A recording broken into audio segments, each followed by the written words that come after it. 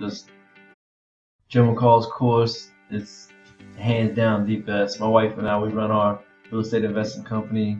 When we got Joe's course, it helped us do so many more. It was awesome speaking to Joe and Gavin. They're down to earth and they keep things nice and simple. They don't overwhelm you with information. Just wanted to thank Joe McCall and his team for the challenge, the 5 seller a day challenge. It was very interesting, introspective. Joe knows exactly what you want to hear, and he tells it exactly like it is, and he never gives you any false information. Joe McCall is the real deal. His products, his service, his information, and how he helps you get ahead is amazing. Joe's always talking about it as one of those lifelong students. I've always buying courses, trying to learn the best ways of investing in real estate. Big shout out to the guy behind me, Joe McCall, and his live marketing mastermind class. Absolutely mind-blowing what he's presenting. Joe refers to these mind maps, so his preparation is obvious.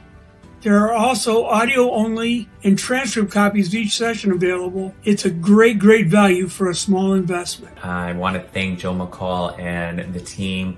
Thank you so much for helping me get my business off the ground. I really feel confident. Joe, Gavin, I just want to thank you guys so much.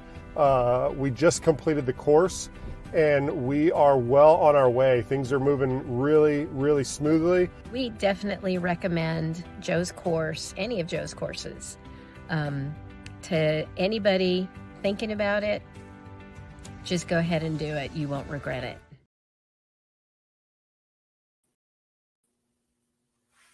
Hello, everyone. Oh, that video was really good.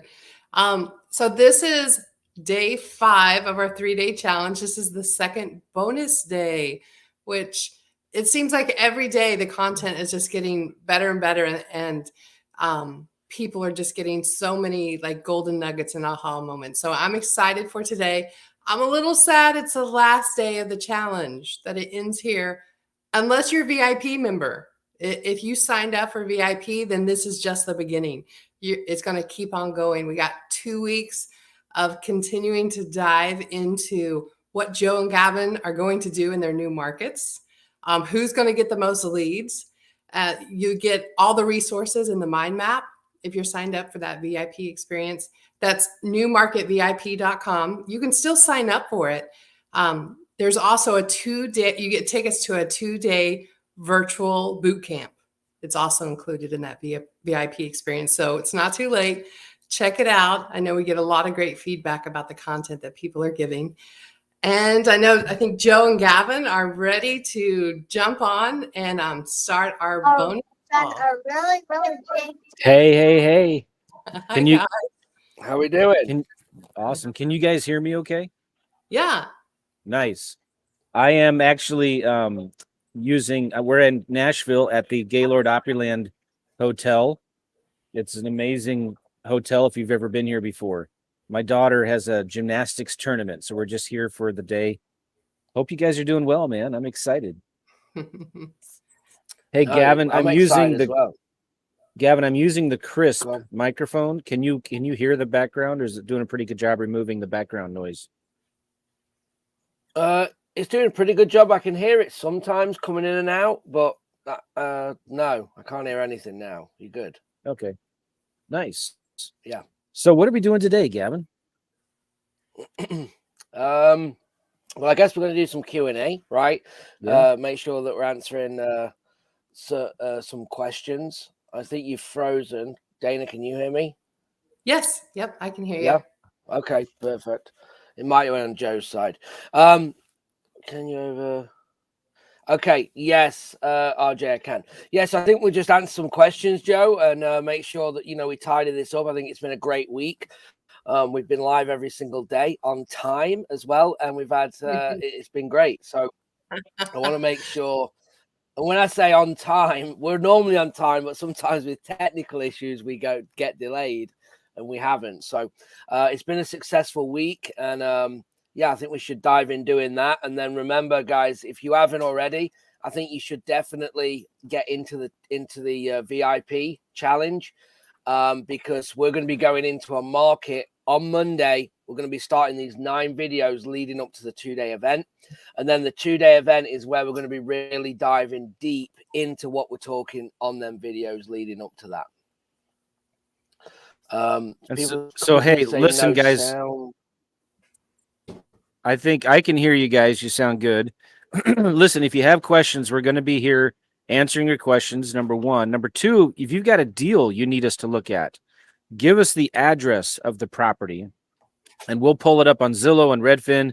We'll take a look at it and see if we can come up with some comps, tell you what we would offer for the property. So if you've got a deal, please type it in the chat, whether you're on Facebook or YouTube right now, and we'll pull it up. Yep, absolutely. Amazing 2 weeks ahead. All right, Gavin, do you see in the comments, Dana will star them. Do you see there's live and then starred comments? Oh, yeah. Okay, I got it. Yeah, so RJ, I would, what list would I pull for criteria for sellers? I cover this next week, but basically I start with probably an absentee list. Okay, so kind of a general list that I can then list stack against. And I go into that next week. But I would be looking at probably 40% or more equity plus unknown. I'd be doing probably 7 or maybe 10 plus years of ownership plus unknown ownership. I'd be doing single family, multifamily, triplex, duplex, quad. I would be doing absentee, in-state, and out-of-state. And then sometimes I put a current home value cap on. And it depends on the market, but that would be a good kind of start. And obviously I said that quickly so you can, watch this back. But I do break this down and give you, an example, kind of show you exactly how I do it, probably on video, maybe 2 or 3 next week. Hopefully that answers the question. How about this one, Gavin? You see how you can go to the live and the start? You can click on that. You can click on one to show it. Does that make sense? Got it. Oh, yeah, the start goes, yeah. All right, so I pulled up a property here, 217 West Thomas Street, Lansing, Michigan.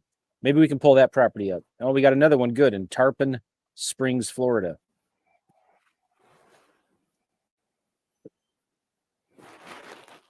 Do you remember how to share your screen?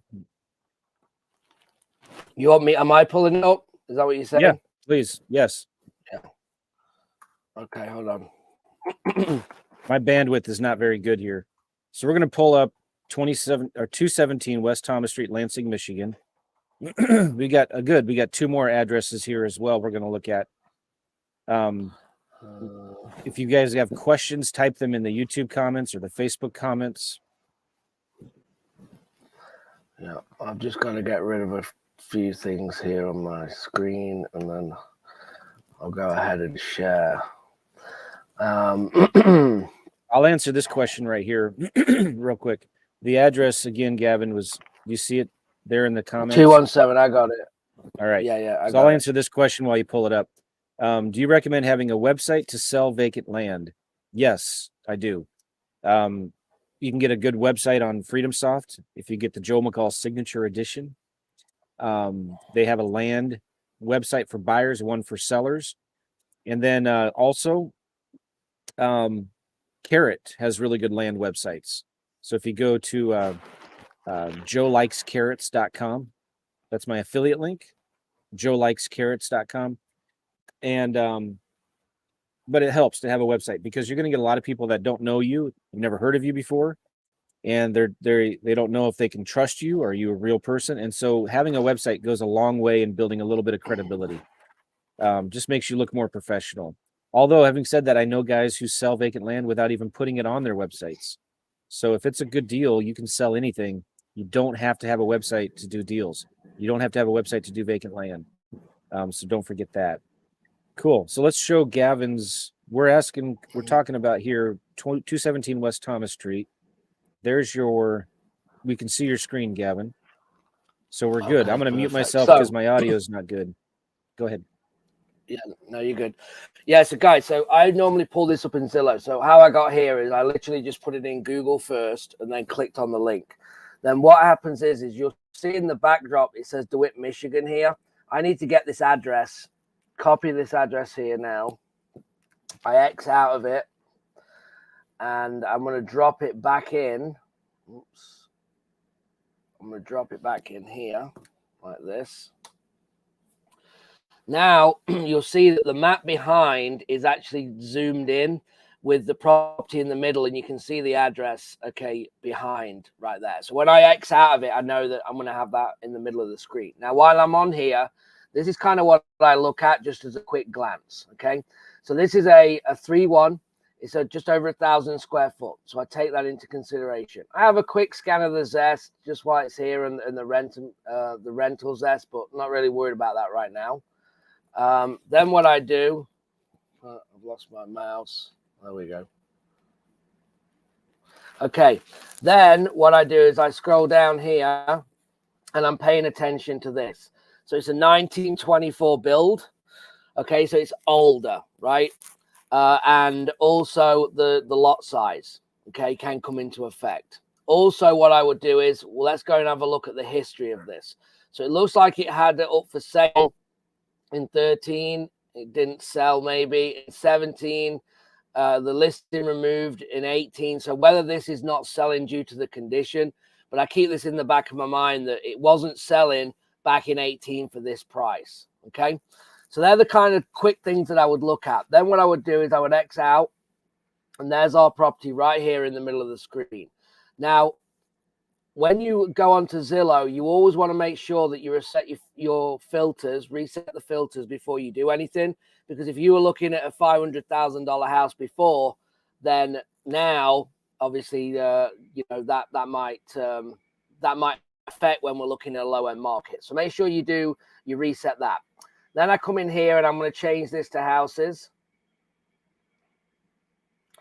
And I'm going to probably do, I might leave 2 beds on. Sometimes I do 3. It's still a small size. So sometimes the 2 beds, because it's 1,000 square foot, 2 beds are still, I can still comp because of it's a small square footage. So I'm going to do 2 for now. So 2 plus beds, houses. And then I'm just going to start with solds.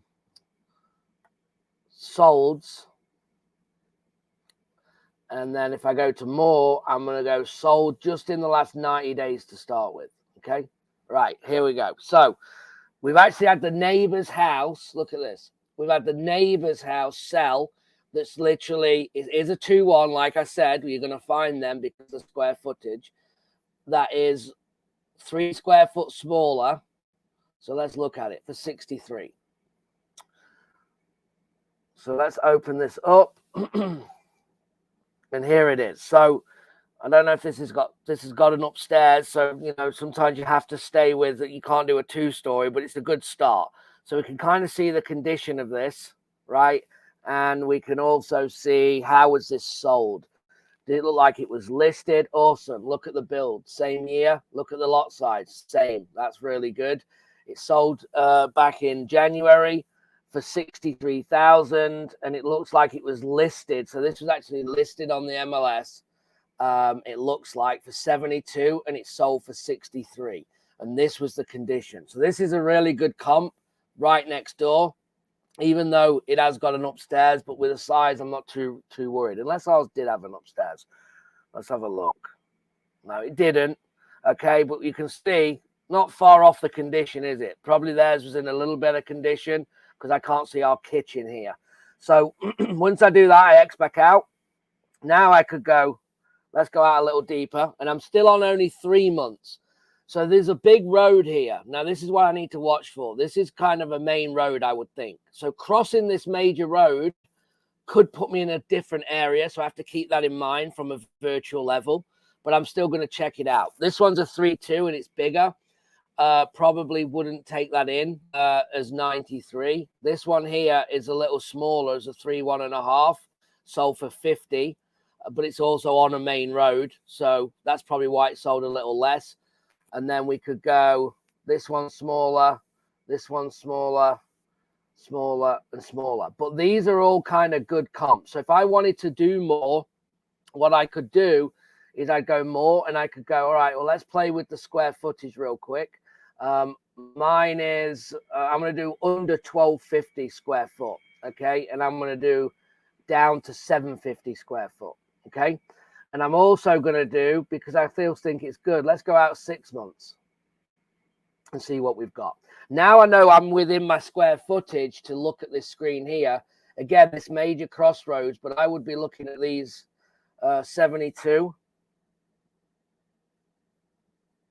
Okay, this one's in decent condition, right? I can see the kitchen. This one looks good. Let's look at the year real quick to make sure it's not way newer. Yeah, it is 1950, so it's much newer, a little smaller lot. So I really wouldn't, I think it's good to see that, but I still wouldn't bring that in as a comp. This one's probably newer as well.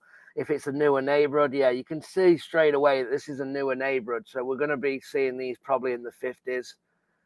Okay, this one's 1900 actually. I don't know if I'd believe that, but maybe it is. Okay, so for 48,000. So at my point right here, I know 48, 63.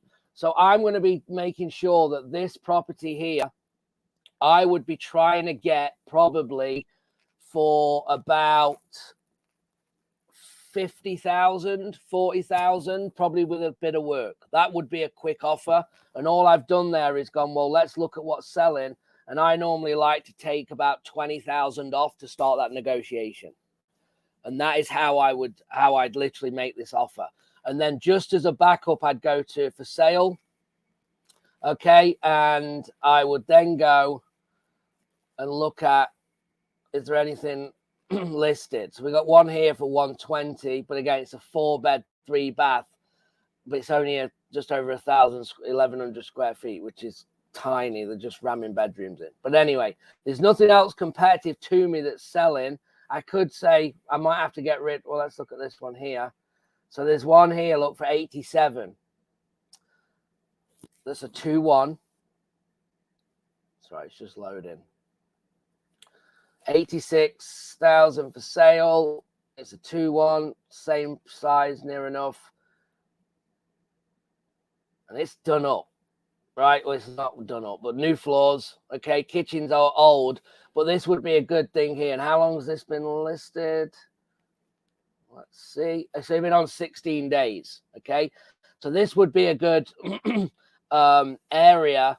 A good kind of gauge for what it would sell for, right? So if I got this at 40,000, I'd probably be looking at a buy and hold person for this. So I might do is also just have a quick look, and I wouldn't have even gone here, by the way, for making this offer. But if this was getting close, I'd then go, well, what are these things renting for, right? A 4-1 is 1,100 for 1,000. We got this one here is probably a good one, 1,200. That's kind of what the Zest said, right? So let's look at I'm just going to bring me back real quick. So let's think about that. So we have a house going for maybe 1,200 fixed up. If I can get this for 40, put 20 in and get it rent ready, I'm all in, let's say, for 65,000, and I can literally rent this for over $1,000 bucks. Okay. Or I could sell it. It looks like in the 80s, but again, I think it's definitely a buy and hold investor for this. So I don't know if you've changed anything, Joe. No, that was really good. I was actually looking at the property on Redfin while you were doing that, and I got the same thing. I would offer between 40. I would probably start at 40, maybe be willing to go up to 50. Really good. That was awesome. Thank you, man. And oh, look at that. I think, and let me just look at. Matt says we've got it for 25. We offered too much. Yeah, perfect. That's awesome. So inside knowledge, right? But look at the comps. Nothing else sold for 25. So if I've seen that at 25, unless there's something in the property that I can't see, then you've got a smoking deal. Remember, the inside knowledge and the motivation versus us looking at a random property are two different things. So good job. Yeah, that's awesome. Really good job. 25. I mean, you should be able to sell that for 35 to 45. I think pretty easily, depending on how much work it needs. But You might make a 15-20 grand wholesale fee on that. And Matt, what are you doing with it? What I'm just curious. Like, are you going to wholesale it, and then let us know what you get for it? We're looking at his comments here. Dana, when his comment comes up, will you just? Well, here it is. Oops, sorry, I deleted it. I offered 50 and needs about 30 in rehab. So are you selling it for 50? Yeah, he says wholesale. He's trying to wholesale it. Yeah. I don't think you get 50 with 30 grand of work. I think that's too much, because I estimated 20 just looking at it to get it rent ready. So if you're saying 30, you may stick at it, but you might have to come down. But the good thing is you're definitely going to make money. We know that. Excellent. So let's look at another deal, Gavin. Can we do the same thing? Let's go to Tarpon Springs. Here it is. 826 Francis Drive. Tarpon? I'm going to mute my microphone here. Yeah, I'm in the start. Oh yeah, 826 Francis Drive. Tarpon Springs, Florida.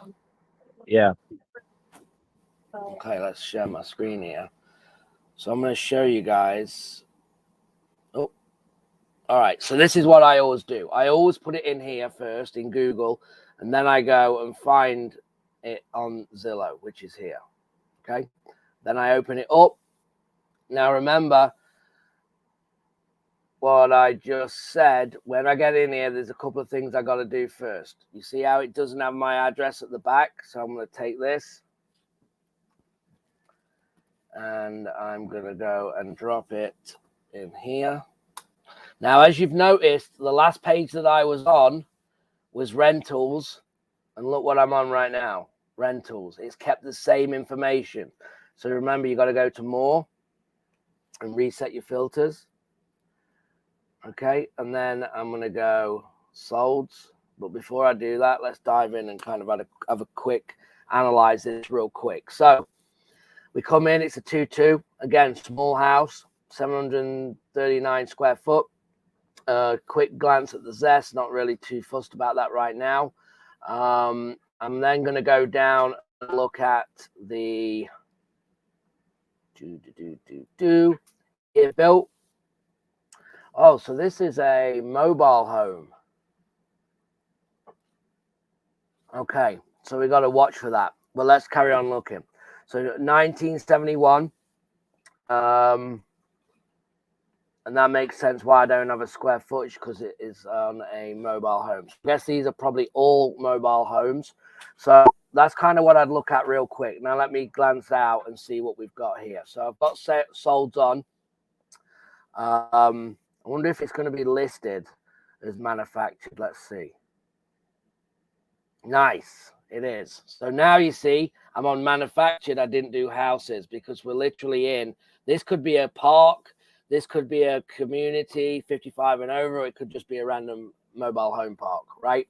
And you might own the land or not, but we can kind of look at this. So once I've done that, I'm now going to go, let's go and look at the solds within 90 days. Okay, now that got rid of a lot of solds, but it left us a couple on here. Okay. Also, oh dear, I didn't mean to do that. Hold on. Sorry, I got a little delay in the internet, guys. All right, let's click on this. So this is a 2-1, 1-2. This sold in December. We don't have any pictures for 80,000. Let's look. 1973. Okay. Now, on this, guys, this must be land, because it must be, because it's manufactured home, single family residence. I'm pretty sure this is with land. Let's see. Welcome, Springs community. Mobile located to the corner lot. The land is owned, and the FHA fees are 18 per month. All right, so it's 18 a month, and the land is owned. Okay, so that's good to know. Right, so we can double check that looking at that description.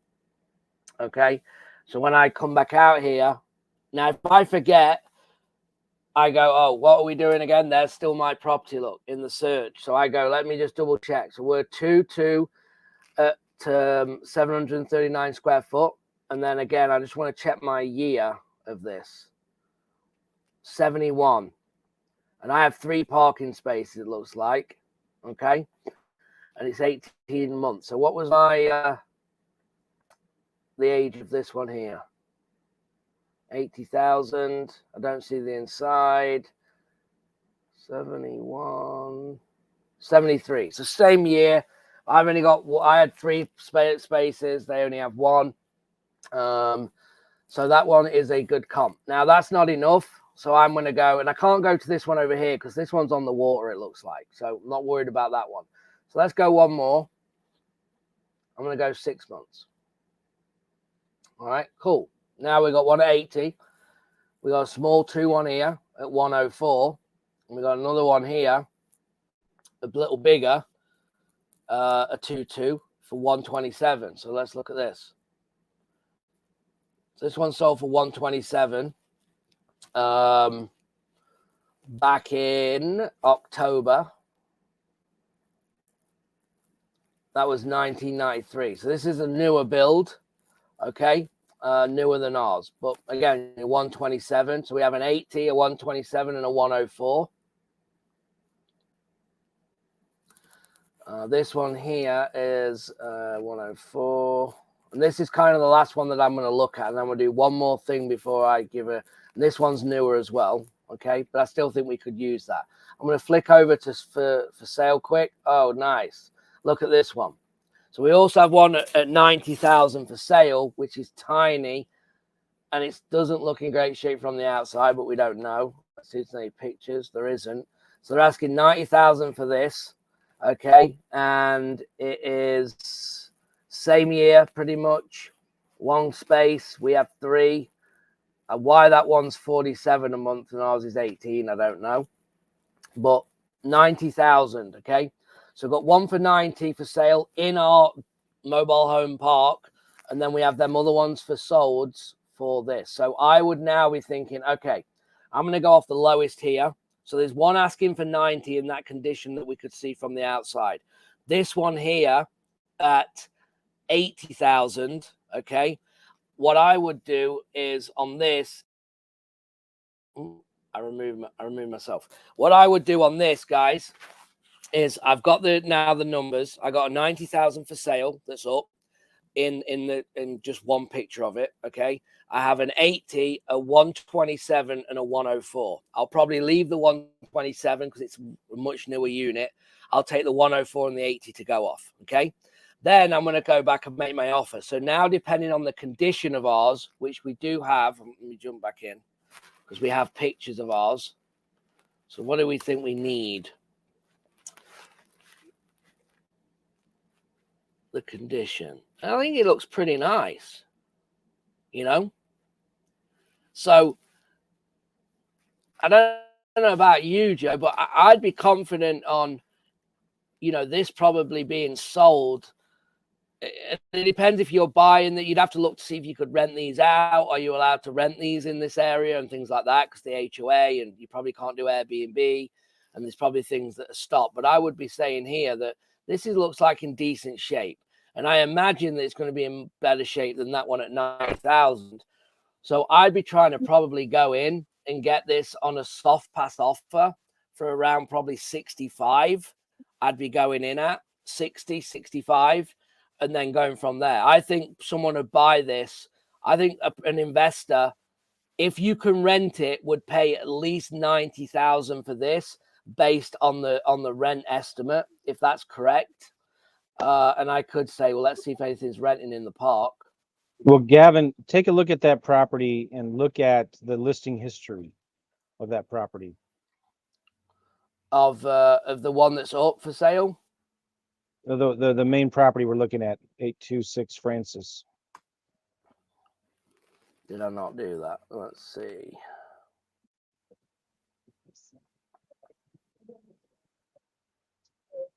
Yeah, so here we go. That's good. I didn't do that. So yeah, it looks like they're selling it for 166, which is way too high.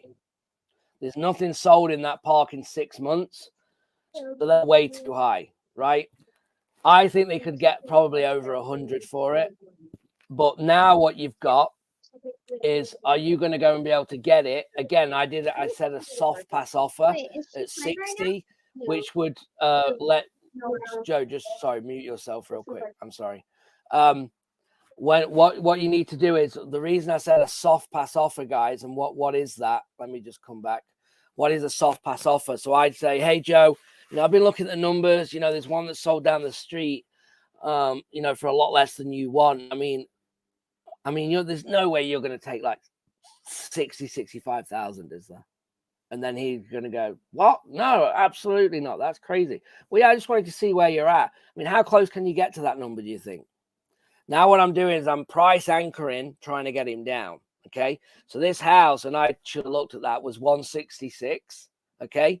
Now it didn't sell because it's too high. The best comp that they possibly could go off was 127, and it was a newer unit. And I believe in a mobile home, unit age is way more than even a house, because in a house you can do new this and new that, and you can in a mobile and manufactured home, but it's different. I think it wear and tears different, in my opinion. So that's why I'd start price anchoring. But in the condition of that, I think if they probably sold it, they could probably retail it at 120 less the fees. They'd be able to walk away with probably 105, something like that. That's what I would guess from a retail. So if I could get in 65 offer, go up to maybe 75, and with that rental where it's located, I think we could do a deal. Good. Let me take the next one here. Hopefully my internet is strong enough.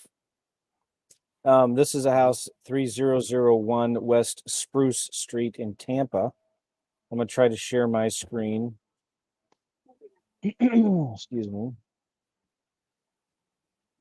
Okay, so 3001 West Spruce. I'm going to use Redfin this time. West Spruce in Tampa, right? I'd encourage you guys, again, you just need to get really careful. Well, this is pending. So I'm wondering, whoever submitted this, is it actually under contract? Are you the one who has it under contract? Because they were asking 385 for it. Guys, they were asking 385 for it. So whoever submitted this, Dana, can you see in the comments? Are they the ones who have it under contract? And what would I offer on this property? Well, this is let's just say this was a house that was listed as a for sale by owner. Or it was listed as with a realtor. Looking at these pictures, the chances of this house that's just been rehabbed, the chances of them being motivated and dropping this at a significant discount, and that furniture looks fake. I don't know. You never know these days anymore, do you? The chances of them dropping this pretty low where we need to be for a cash discount is pretty slim, right? Not saying it can't happen, but yeah, I don't think this is something we're going to be able to make a cash offer on. So this might be something you want to do make a lease purchase offer on. But at that point, I have a calculator that I could show you, but I'm not going to do that right now. It's when you're making a lease option offer, I usually just start with their list price, and I will go about 15% less than that, figure out what it would rent for, and I make an offer of 75% of the rent. Sometimes Redfin gives you rent estimates. Yeah, see, it's the chances of them accepting any offer is really slim. They just listed it a couple 3 weeks ago, and it's already pending. So I mean, as a lease option, again, I would offer ARV times 85% for the option price. The rent, let's say it's 2,000 times 75%. That would be my payment to the seller. And then I would offer I'll try to get it for 5 years. Make sense? All right, that's a good example. Let's look at this one. This one's Temecula. This is going to be another challenging one here. I'll share my screen. 31362. 31362. 31362. What was it? Paseo? Yeah.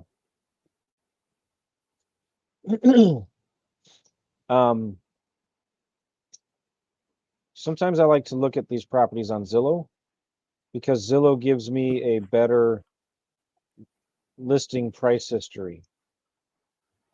And I think Matt said about PropStream and FreedomSoft and something else about comps. Guys, you can use whatever you want.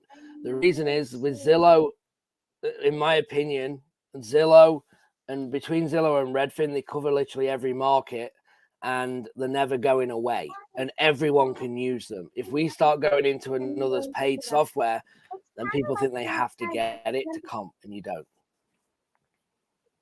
Yeah. All right. So this property here, it was last sold in 2014 for $288. It's a solid neighborhood, but like it's been 8 years now, so it probably needs. If I'm going to fix this up to fix and flip, what am I going to sell it for? Let's just say I'm going to fix and flip this thing, right? So let's look at this here in Redfin. I'm going to copy that address. I'm going to, let me do this here. I want to keep it here. I'm going to open it in a new tab. This is 4 bedrooms, 2 bath, 1,500 square feet. I'm going to click on this map right here. I want to see what other similar properties are currently for sale.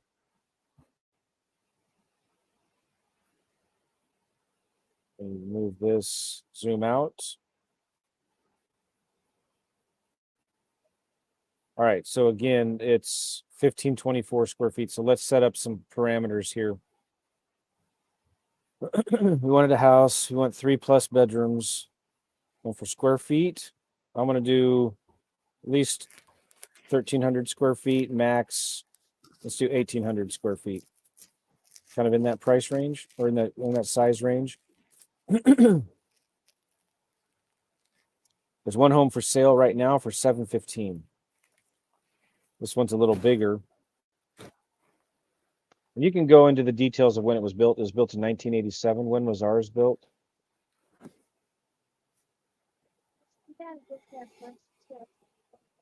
$1988. So real close, right? Yep. All right, so let me zoom out one more time to get more. And I sort this table here by price.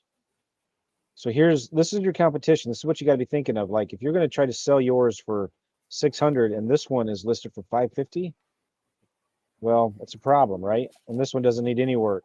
This one's in good shape. So I'm kind of thinking right now, okay, this property is worth about 550 at the most. This is almost the exact same property. Even though it's on a different side of the road, this is still the same area. The next thing I like to do is I like to go to solds. Let's look at the last year. Well, let's do the last 6 months. I have too many. There's 65, right? So now I'm going to zoom in a little bit. Now there's 18 homes. I'm going to sort this from high to low. This one sold for 640, 640, 615, 600, 590, 588, 585. Now the market again, California is it's an anomaly. It goes crazy. 560, 560, 550, 545, 530. So if I'm just looking at the solds, there's some real nice ones that have sold for a lot, right? But you can look inside. These are really nice rehabs, very nice condition properties. So I'm just thinking again, if I fix this thing up, what is it going to be worth? If I want to sell it fast, I bet I can sell it fast for kind of 550 to 600 price range, right? But let me go back to for sale. This one's for sale listed right now for 715. If I zoom out though, I have this one here for 550. Why would they want to pay 600 for mine when they can buy this one for 550? This one's been on, oh, this one's only been on the market for less than a day. So this might sell pretty quick, right? This one's been on the market for 36 days. This one has acreage. Looks like it has some, it's a good lot.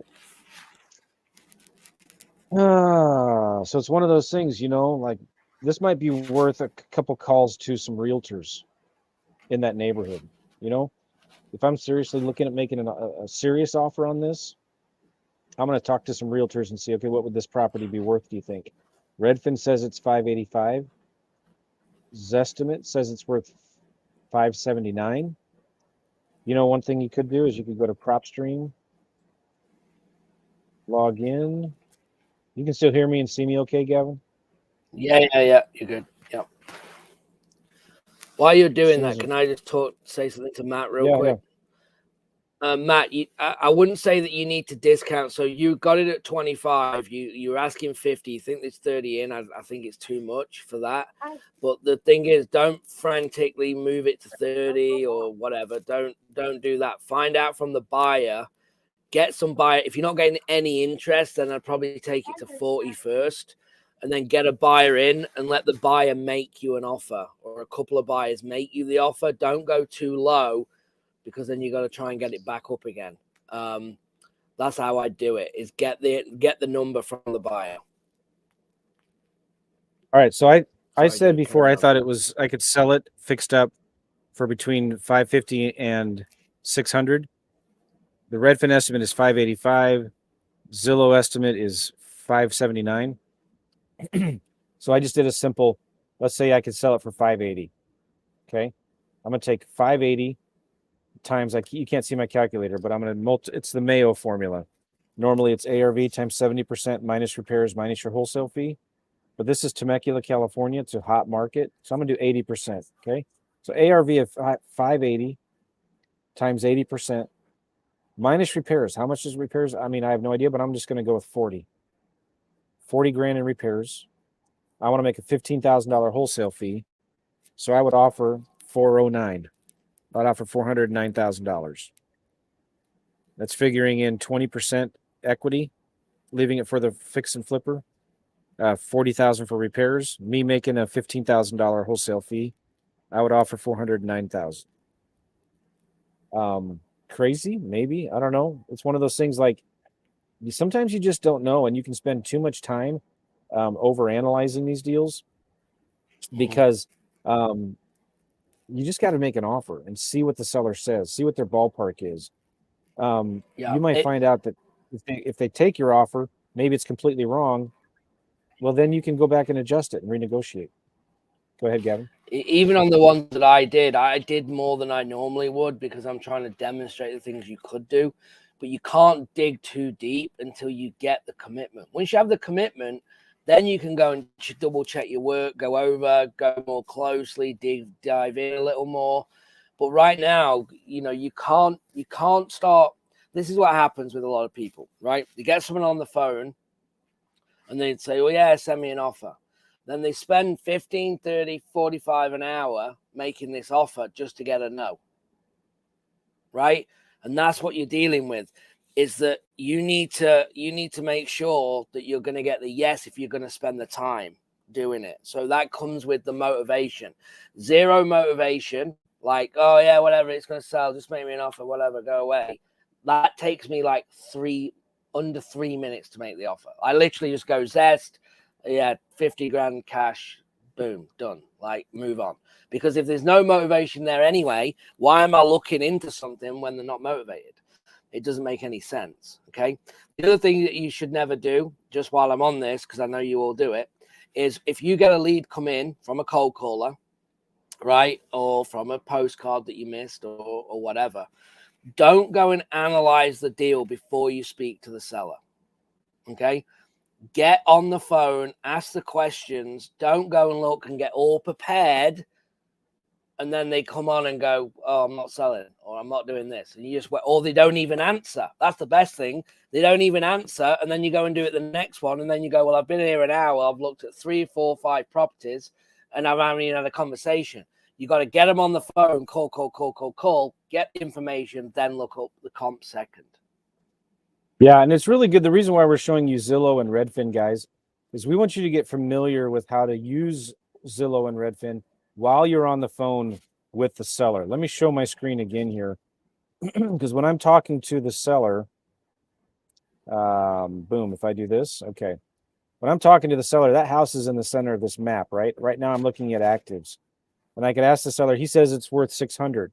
It's like, well, seller, you know, I'm looking at this one property here. It just got listed on the market for 550. You know, the strategy behind this, by the way, probably is they're listing it really low to bid it up. You know, who knows? But I'm going to ask the seller, why would I want to pay, you know, 600 for yours when I can buy this one for 550? And then real quickly, while I'm on the phone, I just switch to solds, go last year. Okay, now I got too many of them. I'm going to zoom in real quick. I'm going to sort this by price. And I'm going to say, you know, boy, I'm seeing some properties that sold. This one looks really nice. Just down the street, it sold for $458. I'm sure your house is a lot nicer, but why do you think this one sold for $458? Do you have any idea? And they're going to say, I don't know. But I'm not. It's not like I'm telling them, hey, you're dumb for wanting so much. I'm just asking the question. Why would this one sell for $458 and this one sold for $475 and this one sold for $485 and you want $600? What's the disconnect? I'm sure your house is gorgeous.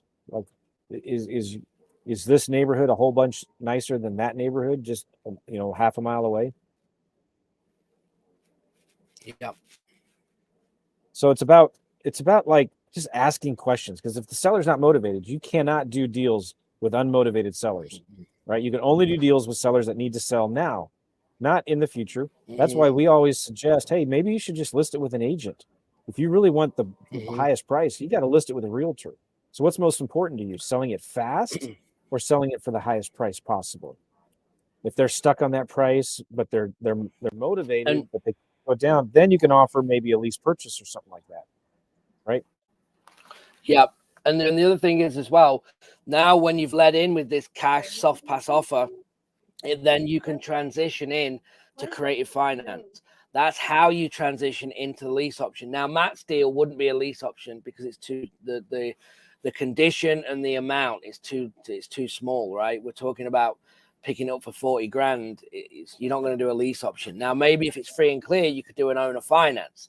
So, hey, Mr. Seller, look, I'm going to be honest with you. You know, I know you want 80 and I'm way less at 40 and we're not even, you know, we can't get close. It doesn't seem, but let me ask you this.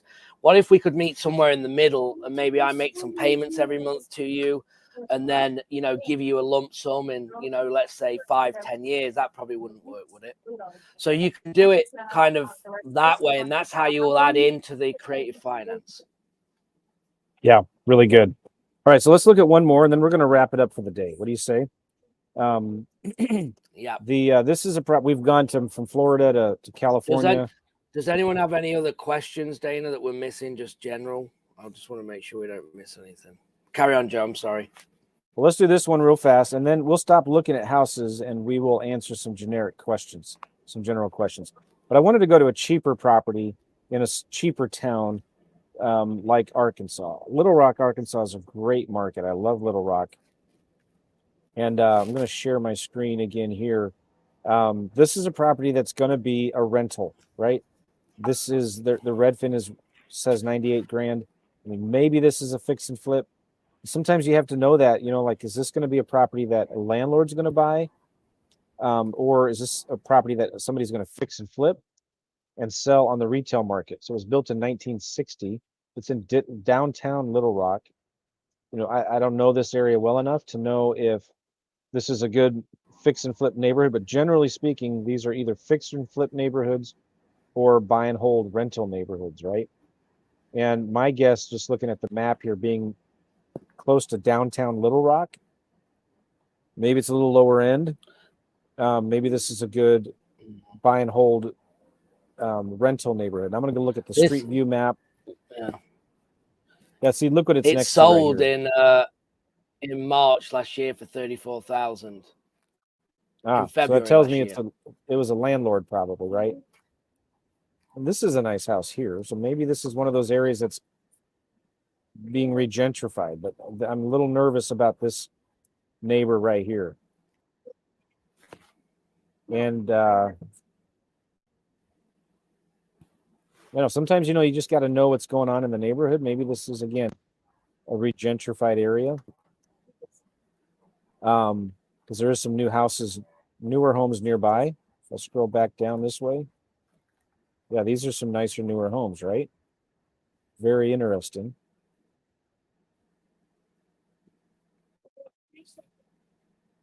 So this is, it's so hard to know what's going on because we don't know what's the story behind this property, right? Why did somebody buy it a year ago and why are they wanting to sell it already just right now? This sold March 2021 for how much? I think it's a good. I think 34,000. 34,000. I think that's a good point, guys. Joe just said right. We're looking with zero. We're comping on zero information. So you got to think. You might say, well, the seller, like when we're comping with zero information, this is what we're doing. But you might say, well, yeah, the roof's got a leak. This is happening. That's happening. There's not been a tenant there for 15 years. Like you might give us all this information, which is going to obviously make our offer different. So just bear that in mind when we comp this. Yeah. So I went to map nearby homes for sale. It's 1,264 square feet. Let's look at houses only, and let's go to 1,000 to 1,500 square feet. That's going to eliminate a lot. Maybe let's go a little bigger. 1,700 square feet. So there's only 3 homes here. I'd still want to know what else is selling in the area, right? So like, let's remove the square footage. Look, there's 16 homes for sale. And some of these,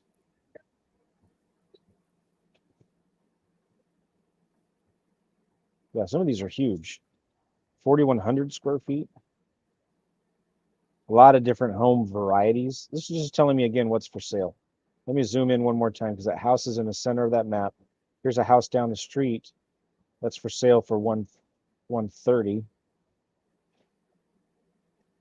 This looks definitely newer, right? It's a completely different house. All right, let's look at solds. Sold the last year in that neighborhood. There's a bunch of them all over the place. Yeah, it's kind of weird if you go from like in the last year from like west to east, right? It goes from like four grand to 30 to then up to in the hundreds as you go over. It's weird. And this is a great example because it's all over the place. We're looking at sold comps from 34, which this one sold for, to 623 in this like 4 or 5 block area. So this tells me it's an area that's they're regentrifying. What you need to do is you need to get on the phone and start calling some of these people that's like who bought this house, fixed it up, rehabbed it, and sold it. You need to call the listing agent, the buyer's agent, skip trace the owner, and ask them, hey, like look at this house right here. This is gorgeous. Newly rehabbed.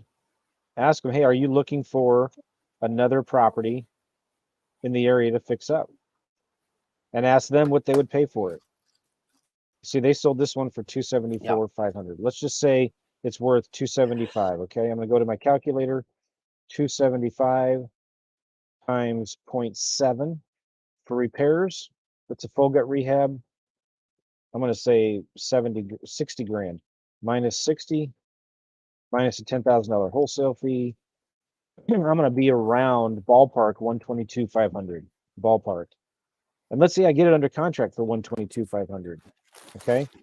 I'm going to immediately call the realtors, the other people that have rehabbed homes around here, and I'm going to ask them, hey, I got a property. I'm trying to sell it for like 135. I don't know if that's going to be anything. Would you be interested in that? If they look at it and tell you, no, man, you're way off. Well, it's fine. I'm going to go back, renegotiate, and get a lower price.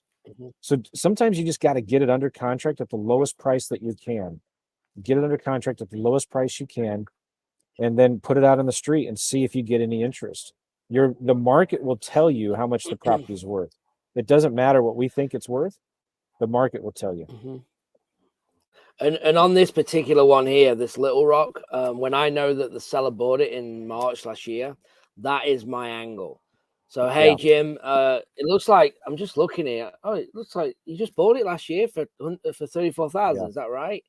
Oh, yeah, I did. Okay, cool. Like, did you put some money in? Is it rented right now? Like, what did you do with it? Oh, I did nothing to it. Or, oh, yeah, I put money in. How much did you put in? Oh, I put 15 in. Oh, okay, cool. So why are you selling it? Well, I got this going and that going. Okay, so, so you put 15 in, bought it for 30. So kind of you're all in right now for 50,000. So what if I gave you 55? What did you think about that? And then he might say, well, the market's gone way up. Well, what do you want, Jim? How close are we to that number? What are you thinking? So I can literally back him off his own number and then come up and just keep easing up to get a price as well, because I've already got that knowledge to work from. He could have said, oh, yeah, I just did this and I put 60,000 in and, I just don't want it anymore. And you just don't know, right? That's the whole thing with when you have talked to the seller and find out their situation, right, which will lead to their motivation, kind of what is the problem, then it will open up the gaps to then what are you going to do and how are you going to present this offer. Very good. All right, let's answer some general questions here real quick, and then we'll Joe, wrap I've it up. got 3 minutes because I've got to start our coaching call. Yeah. Looking for clarity. I have a VA doing my marketing. Is the goal for them to talk to 5 sellers a day for me, or should I be talking to 5 sellers a day? Post-screening, great question. You should be talking to 5 sellers a day, right? For me, I consider a lead anybody that responds to my marketing, whether I'm sending text messages, if a VA is doing cold calling for me. If a seller raises their hand and says, yeah, I want to sell, then you need to be on the phone. You need to talk to them. That's 5 people a day. If you don't have 5 for the day yet, call some realtors, call some property managers, call some other wholesalers and just say, hey, I'm looking for deals. Do you have anything? So that's your goal. If you can make it a goal to talk to 5 sellers a day, you're going to kill it in this business. All right, real quick, one more question, then we both got to wrap it up. Here's a good one. It's kind of long. Let's see if we can do it here. Got a situation, don't know how to proceed. A family member is renting a house. It's recently had damage. A water pipe burst in the attic bedroom, and the entire house was raining inside from attic to basement. Owner asked them to move out by the end of next month because they don't want to put the money into fixing it and they want to get rid of it. Should I attempt to make an offer with all the damage that is done? How much would I discount for what it's been through, and should one proceed? I use general rules of thumb when I'm making offers or estimates on repairs. 5, 10, 20, 25, 30 bucks a square foot, something like that. Tons of water damage. I would probably do 25, 30 bucks a square foot. That's what I would figure. If you want a better estimate, call a contractor.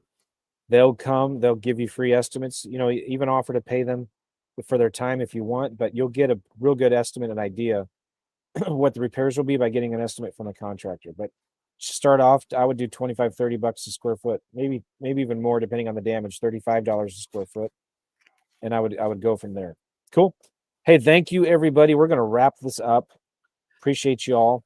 Remember, if you are a VIP, newmarketvip.com. Next week, we saw this question. We're starting next Monday, releasing our daily videos of us going through this stuff. As we go into new markets, do the marketing, we're going to be documenting the whole process. Okay. If you want to get access to that and the boot camp, go to newmarketvip.com. Anything else, Gavin? I was going to say, leave us a review as well, if you don't mind. If you've liked this, go to reviewjoe.com. No, reviewjoe.net. Yeah. Reviewjoe.net. Leave us a review. Yeah. Cool. Yeah. And if you leave a review at reviewjoe.net, we have some books we're going to give you for free. Thanks, Gavin. And we will see you guys later. Take care, everybody. Bye-bye. Bye-bye.